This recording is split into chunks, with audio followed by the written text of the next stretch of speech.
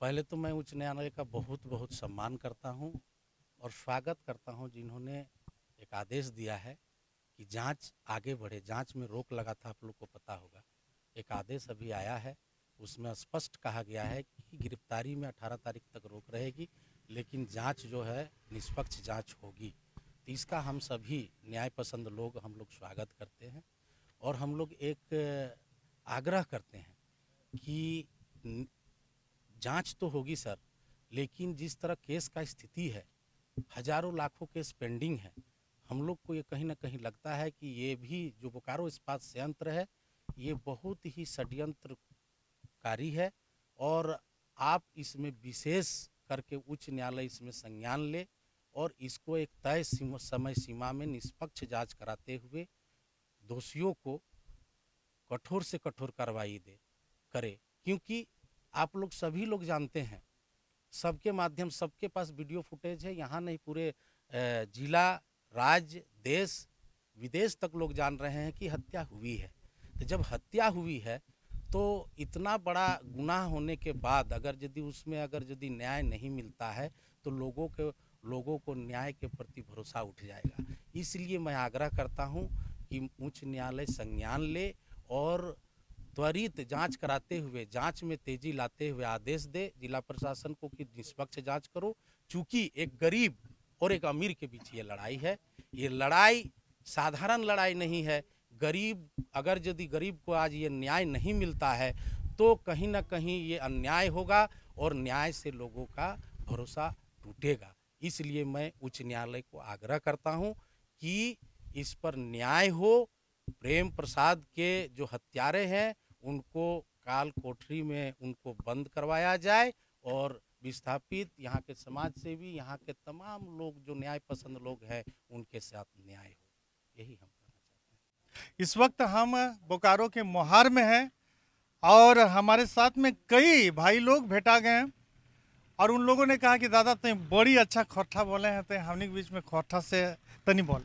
तो हमारे चाचा कंदे गलो आओ चाचा हिंदे की नाम ला चाचा? रामपद महतो नाम लगा। रामपद महतो कहाँ रहा है मोहवार चतुरानी। ग्रामीण टीवी देखे? हाँ बराबर। आज की बोले चाहे बोलता तो चाचा। आज हम बोले चाहे हो कि सुन ले, हमने बहुत दर्दनाक घटना घट रहा है। हमने की जे अपेंडिक्स वाला जे बहुत लड़का वहाँ धरना प्रदर्शन में करा थी ना, अपन मने हक अधिकार मांगे खातिर। जब जमीन दियो तो जान भी दिए खातिर नारा लगाए के अपन अधिकार, अपन नौकरी मांगे गए। देश में ये कानून है, प्रदर्शन करना, घेराव करना, हक मांगना, नौकरी मांगना, जमीन मांगना, सब यह अधिकार है विस्थापित का। जब जमीन दिए, ऐसा का महादेश के कारखाना बन रहा है इतना बोकारो स्टील सिटी में, ओकर खातिर हमने जमीन दिए तो हमें नौकरी भी मांगे है। और नौकरी मांगे खातिर लड़का सब गए एडीएम बिल्डिंग में धरना दिए ले और कहथिन जब तक हम नौकरी नहीं देगा, जमीन दिए हैं तो जान दे देंगे। लेकिन वहाँ की कर रहे बीएसएल में सीएस सब के लगाए के अरे आंदोलनकारी के यदि लाठी चार्ज करना हलो तो कमर के नीचू लाठी चार्ज करे लगे। अब माथा में तो मार देवे, उठा तोरा मर्डर केस भेलो उठा और तोरा उठा जाने आजीवन सजा हवे चाहिए ओकरा। हम सुप्रीम कोर्ट से जे यहाँ जब नहीं मान लो तो सुप्रीम कोर्ट में फाइल करल गए। सुप्रीम कोर्ट से आदेश बोले हाई कोर्ट के उच्च न्यायालय के कि भाई केस को देखी और तो देख के बढ़िया से फैसला दी। और वह खातिर 9 तारीख के हमने हाई कोर्ट में फैसला भेल और जांच करे के आदेश दिल है। और हमने निवेदन कर रही है कि सुन ले भाई, डीसी साहब है, एसपी साहब है, एकदम दूध के दूध, पानी के पानी जांच करके जे दोषी ले प्रेम प्रकाश के ओकर कम से कम काल कोठरी में आजीवन सजा हवे चाहिए। और नहीं तो हमने फिर आंदोलन करबे। जमीन दिल तो जान देवे, जब कारखाना बैसे पारिए तो हटवे भी पारिए। इतने का स्थिति ये हो गई है विस्थापितों की कि ये लोग अगर बताइए चाचा हैं, पढ़े लिखे हैं कितना ये तो हम नहीं कर सकते हैं, लेकिन ये चाचा हमार इतना तो कानून में अगर पता है कि भाई अगर हम आंदोलन कर सके है और आंदोलन कर ही सके है और हमनी के ऊपर यदि अगर लाठियों चार्ज बोले तो कमर से नीचू होना चाहिए। लेकिन जिस तरह का वीडियो सामने आया, वायरल हुआ, और उस मामला को भी ये लोग दबाने का काम करते हैं। और सबसे दुखद बात है कि हमारे बोकारो का मीडिया जो इतने बड़े घटना को, जो लोग प्रदर्शन कर रहे थे, उनकी आवाज़ को नहीं दिखाने का काम किया। ये लोग प्रबंधक का आवाज़ दिखाएं, बीएसएल वाले के दिखाएं, सीआईएसएफ वाले का दिखाएं, लेकिन ऐसे लोग जिन्होंने बेशकीमती ज़मीन देकर इनके पूर्वजों ने इस प्लांट को बनाया, जिसे लाभान्वित अगर कहिए तो पूरा देश हुआ, लेकिन ऐसे पीड़ित लोगों की आवाज़ को नहीं दिखाना भी दुर्भाग्य की बात है। तो इसको भी लेकर यहाँ के लोगों को सोचना और समझना पड़ेगा। हमारे बीच में प्रदीप बाबू हैं और भी कई लोग हैं। क्या प्रदीप बाबू, क्या कहिएगा? जी, सबसे पहले आज जो है हमारे बीच हमारे छोटे भाई प्रेम बाबू की जो शहादत हुई है, उनको न्याय दिलाने के लिए जो आपका सुप्रीम कोर्ट का जो आदेश आपको हाई कोर्ट को दिया गया है, और कल नहीं परसों को उनकी सुनवाई है। ठीक है, वो तो भैया बता ही दिए कि आदेश मिला है, लेकिन ये बताइए कि सुप्रीम कोर्ट के आदेश के बाद भी क्या प्रेम प्रसाद बाबू को न्याय मिलेगा? देखिए, हम लोग संविधान को मानते हैं। हो सकता है कि न्याय जो है मिलने में देर हो सकता है, अंधेर नहीं है। हमें पूरा भरोसा है, विश्वास है। और आज हम आपके माध्यम से, सोशल मीडिया के माध्यम से हम यही सुप्रीम कोर्ट को जो है सुप्रीम कोर्ट और आपका जो है हाई कोर्ट को हम ये आग्रह करते हैं कि प्रेम बाबू जो हमारे विस्थापित युवा थे, बेरोजगार थे और वेल एजुकेटेड, ITI नहीं, डिप्लोमा नहीं, बीटेक होल्डर थे, और लगातार 9 साल अब आंदोलन करते रह गए।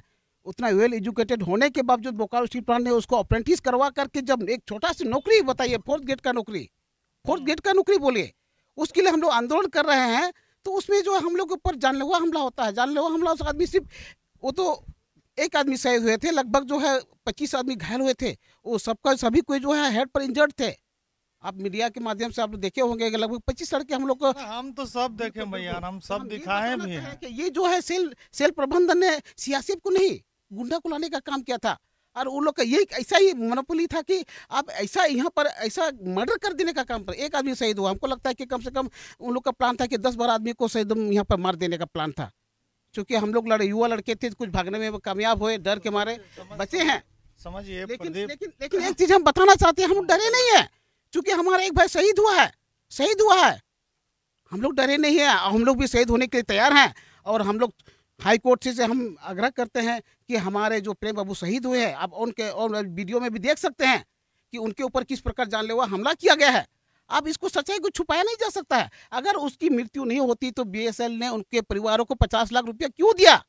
हम ये पूछना चाह रहे हैं। अब गलत है तभी दिए हैं, इसलिए हम बार बार बेबस, लाचार, अब कह सकते हैं, ऐसे लोगों की नज़र में ये लोग जो विस्थापित है, उनको ये लोग ऐसा समझ रहे हैं कि ये लोग बेबस हैं, लाचार हैं, करेगा क्या? लेकिन भैया, कानून तो कानून है। देख लिए ना, जो कार्रवाई को आप लोगों ने रोक दिया, उस कार्रवाई को फिर से चालू किया गया, और ये लोग साक्ष्य भी देंगे, प्रमाण भी देंगे। तो आज हम जो यहाँ पर उपस्थित हुए, प्रेस कॉन्फ्रेंस जो आज हम आपके माध्यम से, तो यहाँ पर जो हम लोग सुप्रीम कोर्ट के आदेश से, जो उच्च न्यायालय में जो आदेश हुआ था, और उच्च न्यायालय ने उसका मान रखते हुए, उनका सम्मान करते हुए जो आदेश दिया है ये कार्रवाई को आगे करने के लिए, मैं उसका पुरजोर समर्थन करता हूं और उनका सम्मान करता हूं। मैं काफ़ी दिनों से सोच रहा था कि हमें न्याय मिलने में, शायद हम लोग को इसमें न्याय ना मिले, लेकिन कहीं ना कहीं न्याय अभी भी जिंदा है, और हम चाहते हैं कि यहाँ पर हम लोग को न्याय मिलेगा।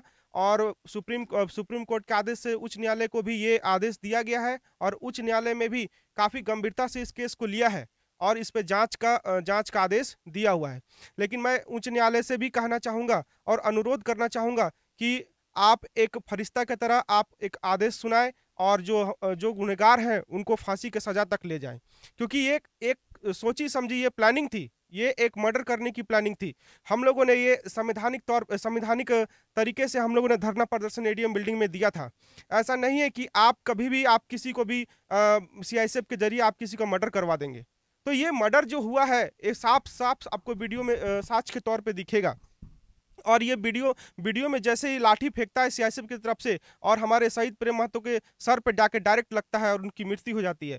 और यहीं तक नहीं, इनकी बर्बरता इतनी है कि पड़े हुए लाश पे भी लाठी उन्होंने बरसाया है। करीब 25 से 30 लड़के और भी घायल हुए, जो कोई सारे सर पे मारने का काम किया था सीआईएसएफ लोगों ने।